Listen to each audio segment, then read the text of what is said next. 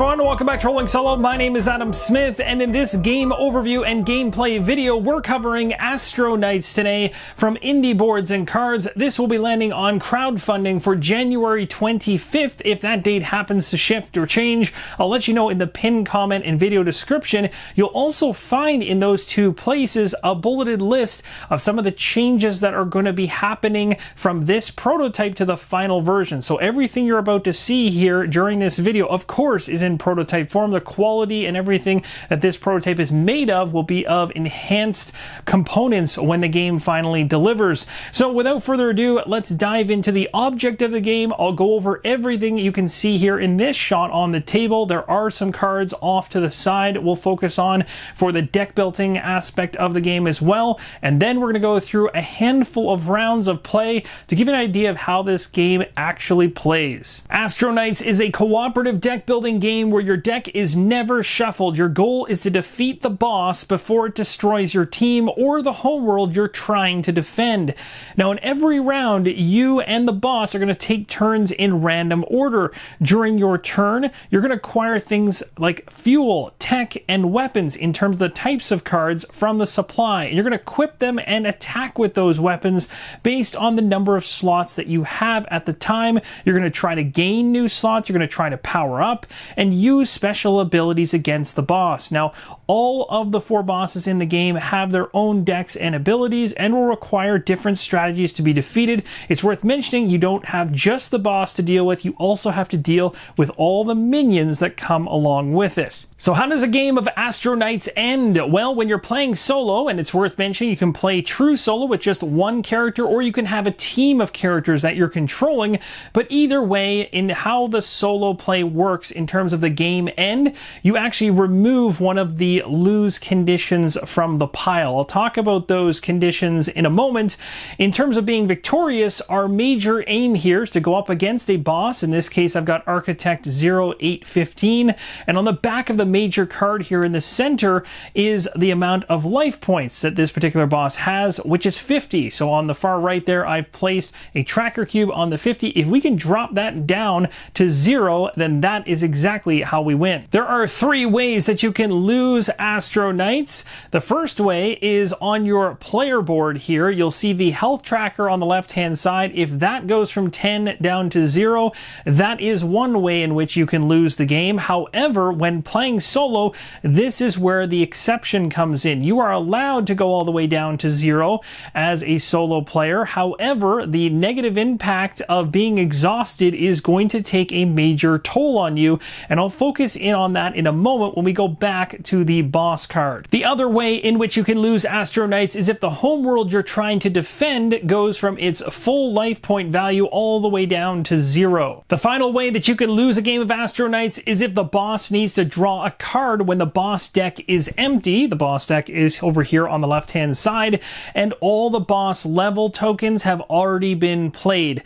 Now you'll see this in action as I go through some rounds of play, but essentially you're going to go through the boss deck, and once the boss deck has run out, you're going to have the boss level up, and it's going to go through a bunch of tokens. Now these are represented as cards in the prototype. You can see them at the very top of the screen going from 2 all the way to 6. You'll also notice on the boss card itself here, it's at level 1 to start. So this thing is going to start leveling up as you rip through the boss deck over and over and over again.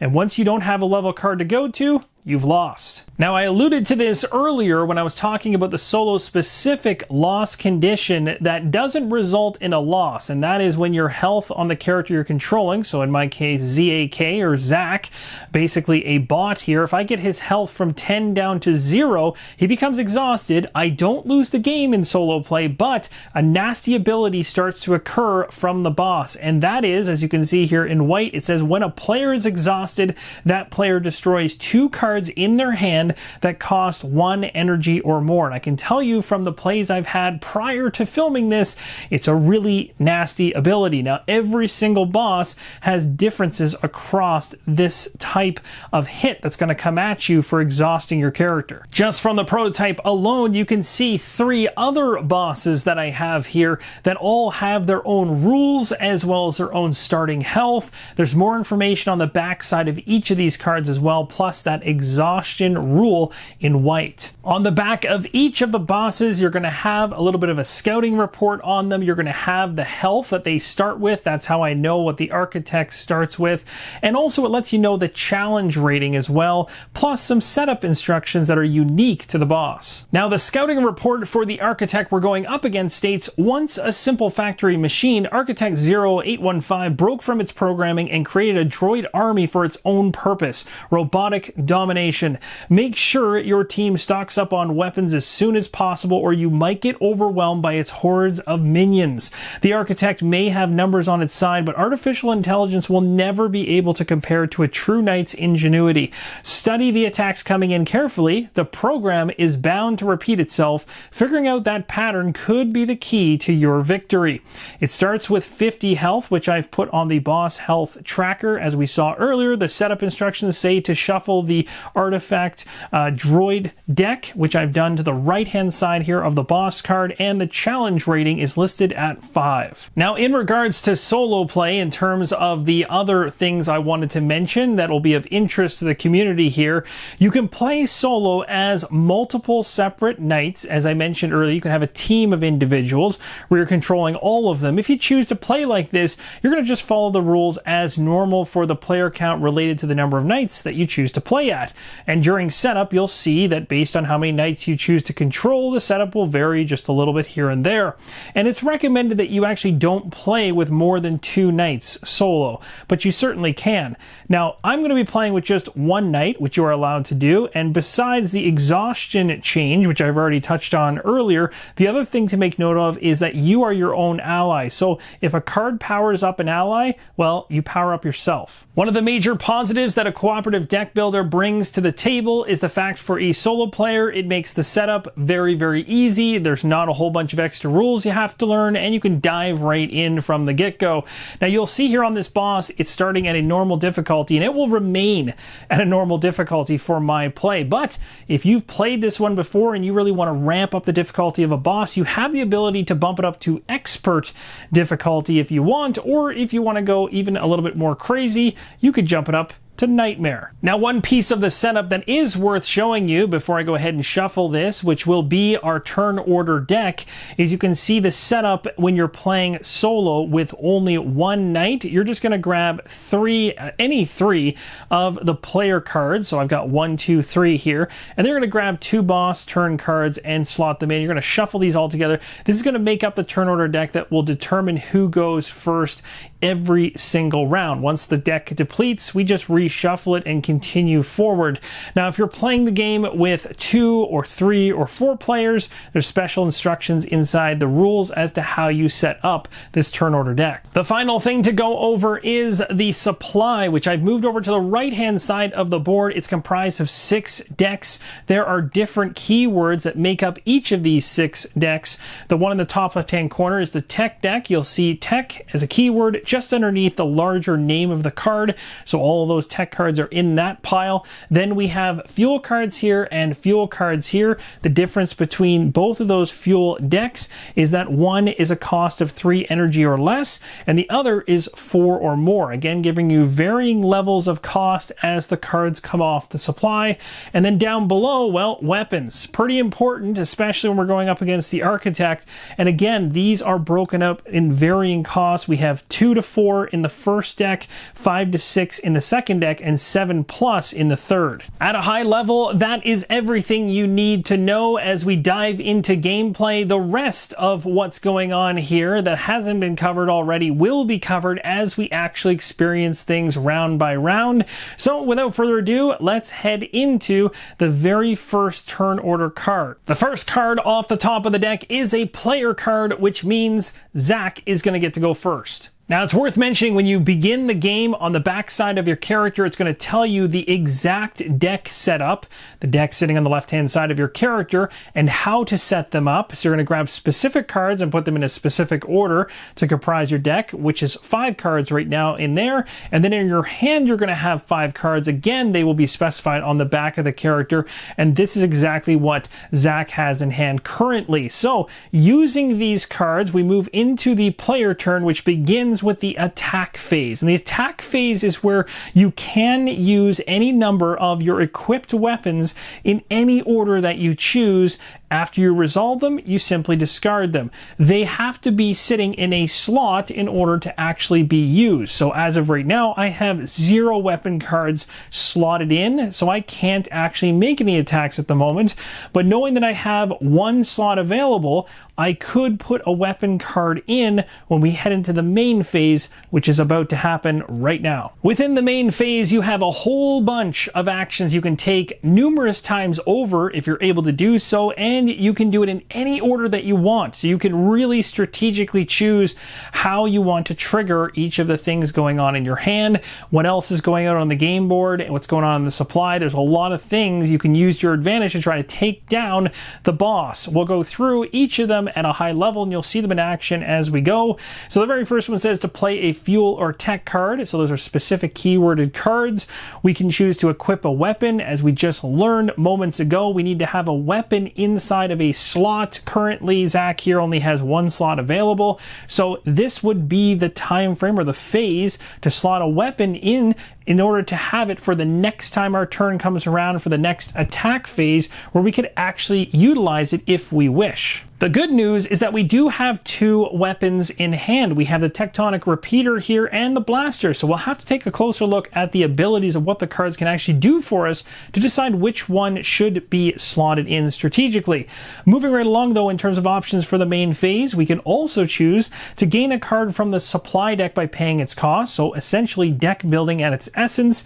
We can choose to overcharge a tech card by paying its cost, resolving its effect, and placing it on the bottom of its supply deck. This is really, really cool. So what that option is referring to is the tech deck in the supply. You'll see here we have the deflector shield. So if we want to take advantage of the ability present on the card, but we don't want to actually purchase the card to place it in our deck like a typical deck builder, we can actually overcharge this card by paying its cost to take advantage of whatever ability is on it, but then the card goes to the bottom of this supply deck and doesn't end up in our deck. So you can strategically use tech cards at certain points, if you have the energy to do so, in order to use a card for something that might save you in a really nasty situation and also prevent you from cluttering up your deck with potential cards you may not even want to have in there in the future. The next options inside the main phase that you have available to you is you can pay 3 energy to gain a slot, and it even states it right here on the player board. Slots are 3 energy in order to move up. So if you want to boost how many slots you have available to the right of your board for your hero in order to slot in more and more and more weapons, giving you more and more options to do some serious damage and to defend against whatever's coming after you, you're going to want to focus on throwing some energy into that option. The next one underneath of it says you can pay 2 energy to power up.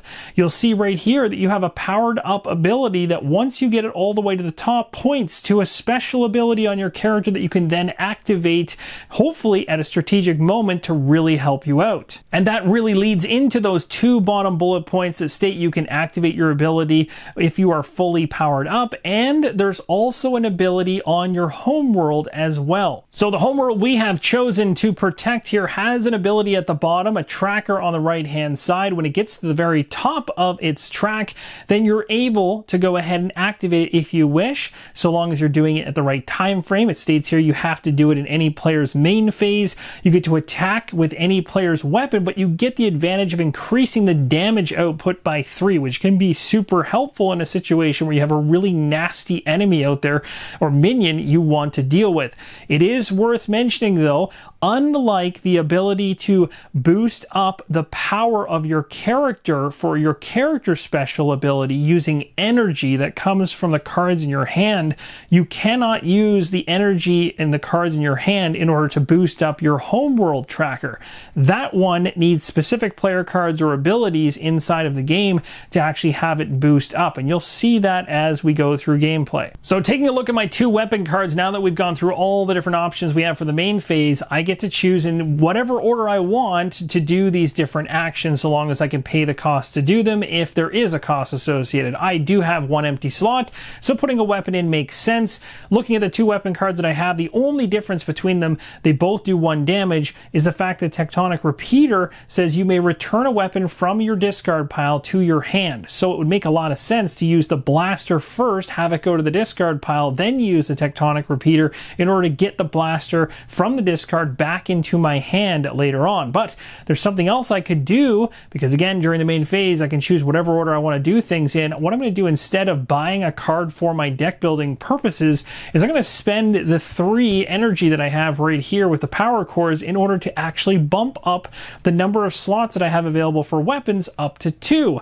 This is going to immediately allow me to go ahead and slot both of these in, and as you remember, it states when you do the attack phase, you can choose which weapons you want to use in an attack in whatever order you choose. So as long as I make sure that I use my blaster first and then the Tectonic Repeater, I can take advantage of the ability off that repeater. I'm now done with my main phase. Moving to my draw phase, I'm going to place all the fuel and tech that I have played this turn into my discard pile in any order I wish. Now, all these power cores are exactly the same at this point in the game. Later on, that is definitely going to change, and the order in which I put them into the discard pile will definitely matter based on whatever strategy I'm trying to employ. At this point, if I have any cards in my hand that I haven't played, because you don't have to play every card that you have in hand, you can keep them or discard them. It's your choice, and then you draw cards until you have 5 cards in hand total. Here's what I've drawn up from the deck. Knew exactly what I'd be getting at the beginning of the game, because you always know what's going to come into your hand to start the game, plus you already know what's set in your deck to start the game. But going forward from here, the variation begins, especially when we start adding more cards from the supply into my deck. Now, it's worth mentioning that if there's ever a time where there's not enough cards in your draw pile at all in order to get you back up to 5 cards, and you must recreate the deck, as I mentioned at the beginning of the video, you are never going to shuffle the discard pile. You're simply going to flip it over and start drawing from there. So in this way, you're able to essentially memorize or set your deck up in a way when you're discarding cards to have an idea as to what's coming down the pipes to help you with your overall strategy. Now, as of right now, I was able to draw all 5 cards into my hand, so I will not be flipping this over just yet. With my player turn out of the way, we go back to the turn order deck to find out who goes next. Flipping the top card off, I got boss turn, which means the boss is going to activate. We're going to go through a whole boss turn. Once I've explained it, you'll have seen everything at a high level, and we'll be able to pick up the speed going forward with a handful more rounds. On the opposite side of the player turn card is the boss turn card. It's going to have the reference as to how its turn pans out. It has 2 phases, the main phase and the draw phase. In the main phase, which in this situation is going to be a complete wash, which is awesome, gives us a nice break to start things off. The first thing you check for is the resolving of any activate, which is a keyword bolded, effect of the level token. Now, currently we don't have to worry about that. We're at level 1, no major level token in play or card in this prototype that's going to activate. The second step here is just to resolve the activate effect of each minion in play from oldest to newest. We don't have any minions yet, so another one we can skip past, as I mentioned, so the main phase is done. That easy, but I can tell you right now, later on, it will not be that easy. Draw phase is up next, where we go to the boss deck. We're going to draw the card and find out whether it is a minion card or a strike card. In our case, we got Factory Override, which is a strike card, which it states here right on the reference sheet that we're going to immediately resolve its effect. So we'll read it. It states, if there are 1 or fewer droids in play, which there certainly is, there's actually none, then we're going to place droids into play until there are 2. The first droid comes into play. This is an interrogation droid 023. It's a minion and has an instant effect, which we're going to immediately resolve. It states, players collectively discard cards equal to the number of droids in play at this point when this card was revealed. So that is thankfully 1. If this had to come out as a second card, there would have been 2, which would have been way worse. So we have to get rid of 1 card. Looking at my hand, I'm going to go ahead and toss one of the power cores. So instead of having 4 energy next turn, I'm going to be down to 3. This is another nasty one here, an assault droid type C. This has another instant effect, and it states any player suffers damage equal to the number of droids in play. So in this case, there's 2 droids in play, so 2 damage is coming to Zach. Zach immediately takes 2 damage to his overall total of health, dropping him down to 8. Also, both of the minions that just came into play also come in with their health totals, so in this case 2 and 2, but you're going to want to keep an eye on the level tokens, which will be tokens in the final version, but here on the cards right now state in the future, as this boss begins to level up, the total amount of health that each of these different droids are going to get are going to steadily increase, making this whole situation much more stressful. The next card off the turn order deck is a player card, so Zach gets to fight back. So during the attack phase of my player turn, I'm going to choose to use the blaster and the tectonic repeater. Again, I can choose any number of weapons that I have slotted and use them in any order I want. So, and I also don't have to use any of them. I could choose to literally just continue on boosting up my slots and adding more in there to chain some massive powerful attack, which might make sense as you progress further into the game. But for now, I need to take away some of these droids. So I'm going to go ahead and activate the blaster here, which is going to deal 1 damage to one of these 2 droids. Now the good news is they only had instant effects on them, so nothing that was going to linger for a long period of time in terms of hurting me, but it is worth mentioning right on the front of the boss card, which I'll just read to you now. If there are 10 droids in play, the players lose. Now that's a loss condition that's just specific to this boss, so an additional one, right? So that's going to make things even more fun, because of course the architect is throwing as many droids at you as possible, and if it can overwhelm you with just having to deal with so many of them coming, then yeah, that's going to really take you down quite fast. And I've had it to the point, I think there was 8 at one point when I was playing in the past prior to this film, and it was really tense. It came right down to the wire. I think I had just like 2 or 3 health left on the Homeworld, and it just managed to kill the boss in time. The tension was insane. But in this particular case here, I've just got the 1 shot for 1 damage. I'll go ahead and remove damage from this one here. And then I'm going to go ahead and activate a tectonic repeater. This is going to deal another damage. I'll choose to do it against this individual, which will kill it off. And this will go into the droid discard pile. And it does state there, when a droid is defeated, place it in the droid discard pile. That again is written right on the boss main card, just off screen there. So I'll be putting it just above. We've got 1 droid left. It also says I can return a weapon from your discard pile to your hand. So the blaster is going to come back into my hand, which is really handy right now. There you go. Because I only had 1 weapon in hand during this turn, but now I have 2 thanks to that tectonic repeater. So now I'm going to slot both of these blasters in for the next turn, getting me ready. And I think now that I've actually got a decent amount of weapons going, I might actually use the 3 power cores in order to purchase a new card for my deck. There's a decent amount of options here. We have the deflector shield, which helps me to power up my Homeworld. We have the ability to gain some energy and destroy the top card of any supply deck. We have the ability to gain 3 energy with this one here, but again, these costs, well, especially this one here, is way beyond what I have to afford at the moment. The arc flare allows me, when I equip it, you may destroy a card in your hand or discard pile and attack at 6 damage. That's insanity. This one here, the particle cannon, does 4 damage, and you can destroy a card in your hand. And the phase shield deals 2, and the Homeworld powers up, and it's for 3. So that actually by far is probably the best, because not only do I get to boost up my Homeworld power, but I'm also going to be able to deal some damage. So if I purchase this card, which I will right now, I'm going to place it on top of my discard pile. I've gone ahead and flipped the next card in the deck. This one is a Lightning Cutlass. It attacks at 3 damage and allows me to power up. My turn is now complete, so I'm going to go ahead and take all the power cores that I used, which are fuel cards, and place them in any order on top of my discard pile right now. And as you'll notice in a second here, I don't have a draw pile to draw from. So again, as I mentioned at the beginning of the video, you're not going to shuffle this. You're just going to literally flip it over, and I'm going to draw 5 cards off the top. That's going to comprise my hand. The rest will be my deck for the future. The 5 cards that I have going into the next round look like this. It looks like the boss is going to be activating next, so let's go ahead and find out what happens. Inside the boss turn, we can skip past the main phase. We have no activate keywords. In order to activate, we're going to go right to drawing a card and seeing what we get. We got another strike card. It says Tactical Blitz. Discard a droid in play. Now, this can be really bad. In this situation, discarding a droid in play you wouldn't think is a bad thing.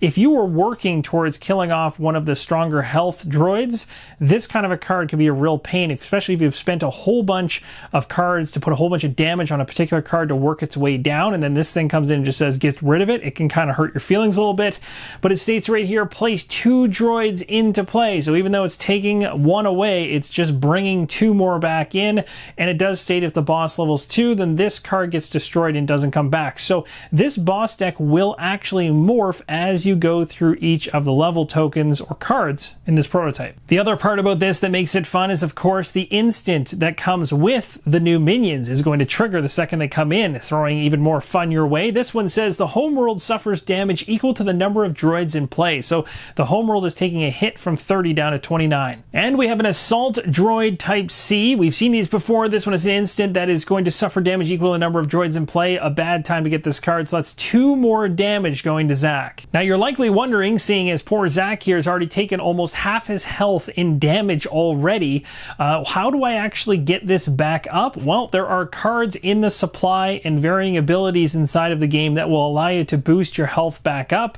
So once this thing gets down to 0, that's when the real pain starts to begin, where this architect is really going to start to dismantle our deck. At this point, the turn comes back around to us because this was as clean of a round as you can ask for. It was back and forth all the way through. At this point in the gameplay, we are going into Zach's 3rd turn. We're heading into the attack phase. I've got 2 blasters ready to go if I want to use them, and I can choose right now, like I did in the past that you saw, I could combine them in order to try to take out enough health to wipe out one of the droids, or I could say, you know what, let's not worry about the droids for a turn. Let's focus our attacks straight on the boss. So this is where things start getting fun, is where you're trying to figure out what is the right balance of whittling away the boss's health, which we need to do as the overall main objective to winning the game, but at the same time mitigating and managing the minions that are popping out, plus knowing that the rules of the boss state that if we get 10 or more minions in play, we are overrun and we lose.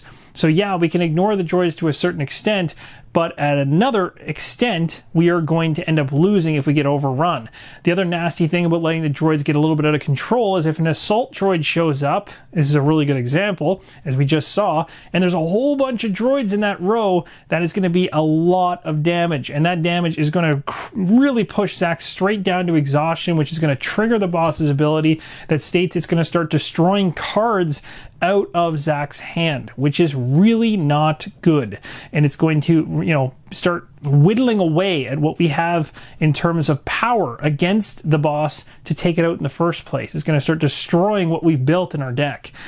None of those things sound good. So there is a lot of strategy in this game, there's a lot of timing, and there's a lot of tension as the game gets towards the end. In my plays off camera, I actually had most games ending where the Homeworld was in the final handful of points in terms of health, and the boss just being destroyed just before the Homeworld was taken out. So, more often than not, these games come down to a very, very tense conclusion. Even on the normal difficulty when you're first starting out, can't imagine what it's like when you drop expert and nightmare modes on top of it. That just would add a whole other layer of pain and suffering to the equation, but a lot of fun once you become experienced at the game and find the most efficient ways through it. In the interest of time, I'm going to jump forward to the point where the boss deck has completely been depleted and where the boss is going to level up to level 2 just to show you what happens. Off camera, I've gone ahead and played through another almost full round of play, which has changed things up dramatically. I've bought a number of cards from the supply.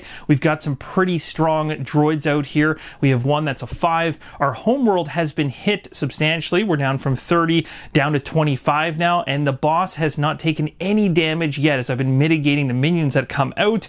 It's into my turn right now, and I want to show you an attack against the boss using some of the cards that I've set up. So I had picked up up the lightning cutlass inside of this round. I had slotted it in, and also while purchasing cards from the supply, they sometimes have the keyword buy, which means the second you go ahead and buy them, you get to gain something from them. So I had picked up a couple of these sell cards, which when you buy them, they allow you to power up your homeworld. I told you earlier in the video that there's only specific cards and abilities in the game that will allow you to do that.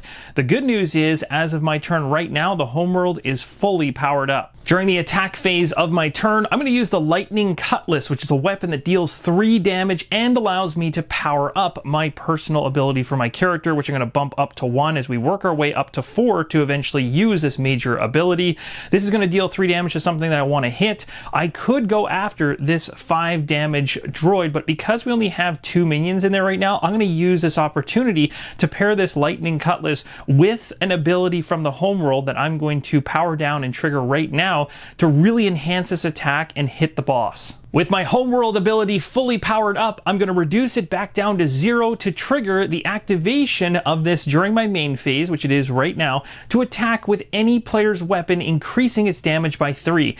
The weapon I'm using is the lightning cutlass. That's going to make it a 6 damage attack. With the homeworld powered down and the usage of the lightning cutlass that's now sitting in my discard pile, I'm getting a total of 6 damage against the boss, dropping it from 50 to 44. Not bad, we're on our way, and you'll have to pick and choose your battles as to when you want to put these big time attacks against the boss, or to do little pot shots and just take a damage off here and there. As of right now, I've done a decent job of managing the minions to this point in the game, so I feel confident that I can do a major attack against the boss and not have it come back and bite me, but that can change quite quickly, so I need to stay on top of these droids. At this point, I'm going to continue with my turn, which will likely have me using the final slot with a weapon in it, the blaster, to do some type of damage to maybe one of the minions, or even hit the boss with it. I've got a handful of cards, so I can slot in another blaster. I picked up this Dark Star Aura earlier, which is a fuel card that gives me additional energy and the ability to destroy a card on the top of any of the supply decks if I don't want it and I want to kind of cycle the deck. When you destroy it, you're going to remove it from the game. So you're not going to actually rip it up or anything like a legacy game. You're just going to remove it from play. I ended up deciding to take the little tiny pot shot at the boss with the last blaster. I slotted a new one in for the next turn. I'm going to spend all the energy that I've accumulated, which is 3 here for the power cores, 2 for this Dark Star Aura, and I'm going to spend it to pick up the particle cannon, which is a weapon that allows me to do an attack of 4 damage and also destroy a card in your hand. This is going to be really, really handy because it'll be able, or at least it'll enable me to be able to start thinning out my deck of cards that really aren't providing the most bang for buck. So for instance, if I want to start making these power cores a little bit more useful rather than just being a single card where it's just 1 energy, I can start going ahead to the supply and trying to pick up cards that will give me 2 or 3 energy per card instead and make my deck more efficient. As I promised earlier, at this point we're going to speed things up. I'll go through a number of turns to get to the point where the boss deck has been depleted and the boss is ready to level up to level 2. After another handful of turns, we are just a turn or so away from the leveling up of the boss, which I'm excited to show you, but I've lined up a pretty decent line of cards here. I've also increased my slots to 3 by this point. Also, my health, as you can see, has taken a beating thanks to the droids that have come out and triggered and hit me, which is not so fun. I've been slowly working my power up on my main ability. As you can see, it states during the main phase I can attack with up to 2 of your weapons without discarding them. I've got some pretty powerful weapons over here now, things that deal 4 damage, 2 damage, and 3 damage.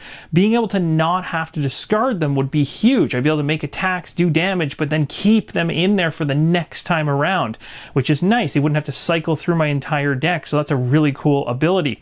Now, the only kicker here is that I have to do this during my main phase, and when I start my player turn, the attack phase is first. So knowing that if I try to boost this up during my main phase, which I'm going to try to do, which I know I can because of the cards in my hand, I'll show you that in a moment, I'm just going to activate 1 of my weapons to make sure I still keep 2 weapons slotted for my main phase to be able to activate my ability. So which of these cards do I want to activate? Inside the attack phase, I'm going to choose to use the Phase Shield, which will deal 2 damage to whatever I choose, and the Homeworld gets to power up, which will move it to the top position, allowing me to add 3 to some damage in the future. With the Homeworld now at its maximum there, and we're heading into our main phase, I've got 2 cards sitting in my slots, and I'm going to go ahead and try to boost up the power of this to full so I can activate during my main phase right now 2 cards, 2 weapons I should say, without having to discard them. Huge. So we're going to go ahead and we're going to spend 2 right here, 2 power cores in order to, and we'll place them here because you don't actually put them into the discard pile until the very end of your turn. So this is going to boost this up to 3. And then we'll go ahead and use this Dark Star Aura card I have that gains me 2 energy. I can destroy a top card from the supply deck, but I'll choose not to do that. We'll go ahead and put that up to the top. And again, this is where the fun of the game comes, because you have all these choices in terms of what you want to do first in the main phase to line yourself up for some really good attacks. So I boosted my energy all the way up. I'm now going to drain it in order to use 2 cards in my weapon slots for attacks without discarding them, meaning I can put some big time damage on the boss. The first card I'm going to use is this particle cannon here. For 4 damage, I can also destroy a card in my hand if I wish, and yes, I will. I'll get rid of one of these just regular 1 energy cards. This is going to slowly start to allow me to weed out the cards not providing me the best benefit. 4 damage will drop the boss's health from 43 down to 39. But wait, with my Homeworld fully powered up after the handful of rounds I skipped over that you guys didn't see, now I'm going to be able to make this attack even stronger. So let's boost this all the way up to 7. So it'll be 7 damage going against the boss. So from 43 down to 36 is a substantial hit against the boss. Quite happy with that.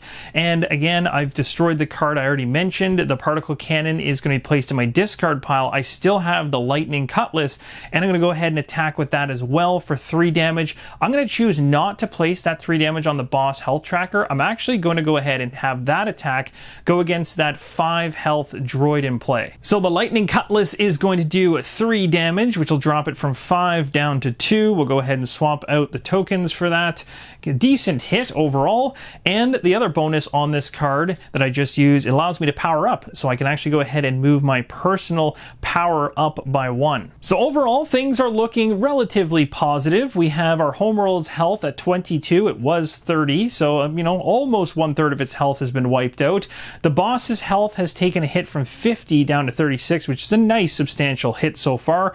But our personal health for our character is way down there, which certainly is not a good thing. I don't want to see that thing become exhausted. That would be really bad. I'm going to try my best to kind of get that boosted back up. I'm going to need to find some health cards in the supply to make that happen, or I'm going to have to mitigate and manage those droids like crazy to ensure they don't keep dumping damage on me. Jumping ahead in time, we now have another massive droid here in line. This is a 6 health droid, not good at all. It actually did some damage to poor Zach. He's down to 1, which is not good. Plus, on top of it, it's now the boss's turn. The boss has no more cards to draw from its boss deck, and at this point, we're going to level up. So where you can see the level 1 position here on the boss card, we're going to go ahead and grab the level token. Although it's a card in the prototype, we're going to place it right on top, and it's going to likely have an effect we're going to have to resolve. Level 2 states, as an instant, minions in play are going to gain 1 health. Now, I'm going to play this as if they don't gain any health beyond their maximum. So in this case, this one here will definitely gain a health, as it's at 2 out of 5. This one will not. It just came in. It has a 6. But one thing that is going to change is the maximum health going forward for any new droids is always going to increase by 1. As I mentioned earlier on, every single time this thing levels up, things get way, way worse. The other thing you need to do when you level up the boss is, of course, you're going to rebuild the boss deck again. Now, the one thing to make note of, if you keep these heavy hitters, at least in this particular boss's minions pool, inside of this row like this, these 2 cards are 2 cards that actually come from the boss deck, and they ended up in the minion row, right? You can get droids that are regular minions from this deck over here. Some strike cards will tell you to pull them in, but these ones actually popped out of the boss deck, which is really bad for me because instead of having the full amount of cards in this boss deck that I should have, I've got a couple sitting here, making it faster for the boss to actually move to the next level based on the number of cards in it. At this point, I'm going to go ahead and play through a number number of rounds, and I'm going to progress much closer towards the end of the game. At this point in the gameplay, I've gone through the entire boss deck again, so we are much further along. You can see the Homeworld has been beaten down to 10 health. The boss health is down to 16. It's very tense. It's worth mentioning also that Zach is definitely exhausted, and one thing I want to correct about what I talked about in terms of exhaustion earlier in the video is once you're exhausted, you can't gain health to get yourself out of exhaustion. So once Zach actually had his health go all the way down to 0, this nasty when a player is exhausted ability triggered that said I destroy 2 cards in my hand that cost more than 1 power each. Well, guess what 2 cards I had in my hand at the time? I had the particle cannon that does 4 damage and the phase shield that does 2, and it boosts up my Homeworld. So I lost both of those cards. They were destroyed. Then when I went through this boss deck in the turns you guys didn't see off camera, this card came up again, the Tactical Blitz card, and this card activated, bringing more droids into play, plus we're at level 2, so this card's destroyed, which means this deck is even getting more thin and the level up is becoming much more aggressive. Now, one major aspect of being exhausted going forward is not necessarily just the nasty ability that, might hurt you in some way when it triggers, but the ongoing pain that is going to throw your way when you're exhausted. What happens is any single time that your character is going to take damage going forward, once the character is exhausted, instead is going to go to the Homeworld. But it's not just going to be the amount that it states, it's going to be double that amount. So just moments ago, I had this droid come in, the assault droid here on the 4th position, which states that any player suffers damage equal to the number of droids in play. So we have 4 droids in play and we're timesing that by 2. So 8 full damage hit my Homeworld, which is pretty nasty. Now, one thing I will check on after the video is whether or not this ability triggers prior to this card being placed in the row.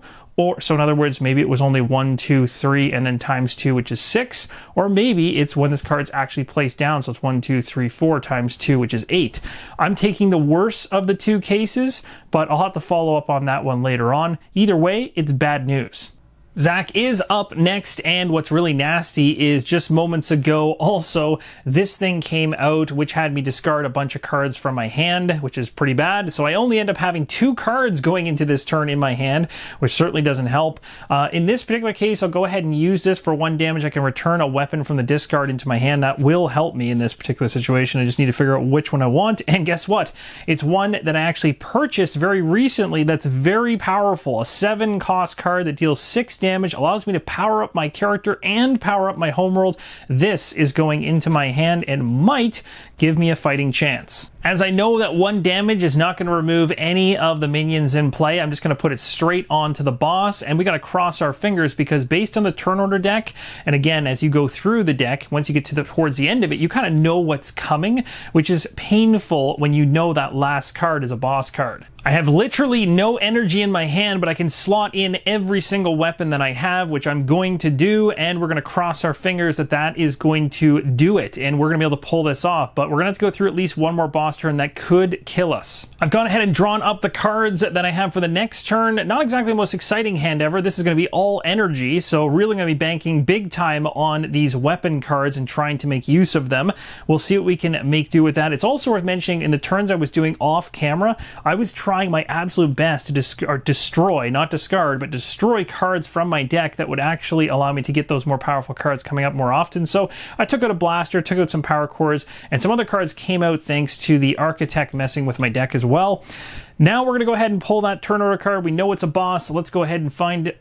No, it's not a boss. Oh my gosh, those 2 cards were perfectly layered on top of each other, and that is me. Oh, that's okay. First off, I love surprises like that, especially when they're positive. I don't think I'm going to be able to pull off killing the boss right now, even with all the weapons I have in here. So we'll see what happens, but I've got a number of energy cards here that I can spend. Wow, that was quite the change. That's going to change up my entire thought process on this.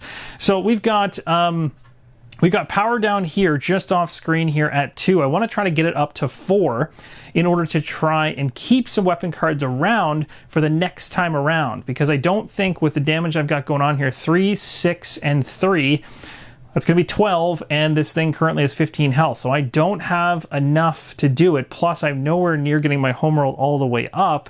I do have one card. When I activate it, it will bump that Homeworld up by 1, but that's it. That's as good as it gets. I don't think I have anything else in my hand that will help me.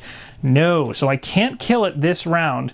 I'm going to have to survive through at least one more boss card, which for sure is that one there, unless I've messed up again here. No, that definitely will be a boss card. So that's not good. A little bit stressful. Let's go ahead and figure out how we're going to use these weapons and the timing of them. All right, so what I'm going to do is I am, during the attack phase, going to use my Fractal Grenade here to deal 3 damage to the boss and 2 damage to a minion. That's a perfect card to use right now.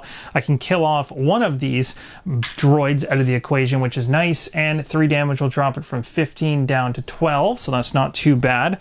These 2 cards will remain as we head into my main phase. Then I'm going to use my energy here, all 4 of these energy, or I should say power cores, in order to boost up my power to the highest level. And now I'm going to go ahead during my main phase, activating 2 weapon cards without discarding them, allowing me to do a 6 damage attack, powering up. Now again, as soon as I activate this, it goes down to 0. So then if I choose this weapon, it allows me to power it up, so I get to power it back up to 1. The Homeworld's going to get to power up from its 0 position to a 1. I still need 1 more on the Homeworld to get it to maximum. 6 damage up against the boss will drop it from 12 down to 6. This does not go in the discard pile right now. With the boss health down to 6, we're getting so close to a victory. We'll go ahead and use the Lightning Cutlass for the second card based on the ability, allowing me to do 3 damage and powering up. So we'll boost this up to a 2. 3 damage will drop this thing down to a 3. So close. This is going to be brutal if I lose this. I've got 1 card in hand during my turn here that allows me to get 2 energy, and taking a look at things inside the supply, there's nothing at 2 currently, so I think I'm going to go ahead and just keep boosting this up even higher. Don't know if that's going to matter so much. I just need to be able to trigger these weapons later on. That is going to end Zach's turn. We'll go ahead and place everything that I used into the discard pile, and I'll go ahead and draw up 5 cards, and we're going to have a very stressful boss turn coming up here. So I'll show you guys what I have in my hand right now.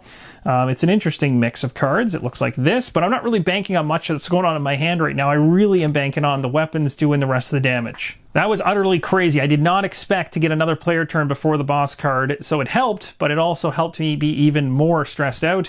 Let's go ahead and pull this over. We know it's the boss turn. We're going to go ahead and, oh, right, yes, we're going to have a level up for our boss right now. So we're going to go ahead and pull up the next level card. This is going to be probably really bad timing.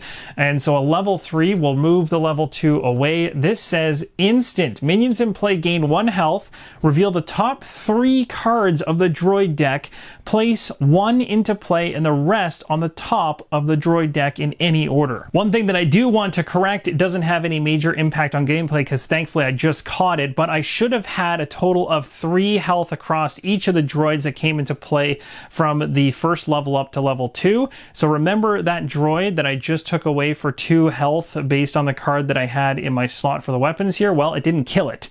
It's still at 1 health because all of these have 3 right now. And with the level 3 card going forward, they're going to be +2, which means they're going to go to 4 health coming in to the fray for the regular minions. And of course, if we get these really nasty larger enemies coming from the boss deck, it'll be even worse. I've added an additional health to the one droid that was injured based on the level 3 card coming in as an instant. We draw the 3 cards off the top of the droid deck, and we actually got 3 of the exact same type. So we don't have any kind of choice in this one, which is really bad because it states as an instant, the Homeworld suffers damage equal to the number of droids in play. So this guy is coming in. The other 2 can go back in any order on top of the deck. This is really bad. So that is going to come in at a total of 4 health. So I'll grab 4 health for it, 2 plus the 2.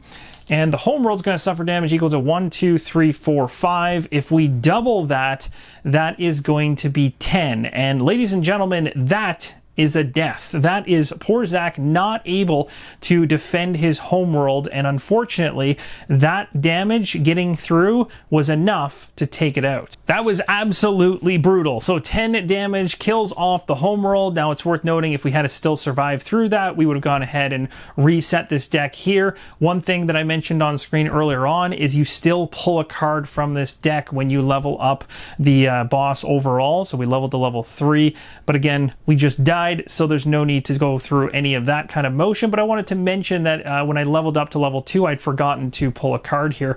But overall, that is literally the kind of tension you can expect to find inside of Astro Knights, and this is exactly the same kind of thing that happened with my plays off camera.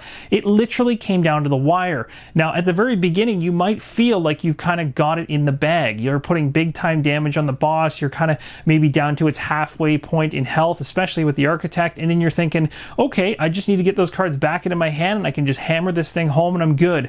The second that your character becomes exhausted and starts taking double damage on the homeworld for every hit, that really starts to increase how fast the game end comes. So it goes from being kind of a, hey, I've got time, to, oh my gosh, I need to panic now. I need to get this stuff right, and I need to make sure my strategy is nailed down. Overall, I had an absolute blast with this prototype, and I really hope you'll check out the campaign when it lands in the future. I think for solo gamers, this is going to be a deck building game that you're going to easily be able to table. It does not take up a large footprint. It may look large here on the table, but that's just because I've spread things out to allow for room for everything.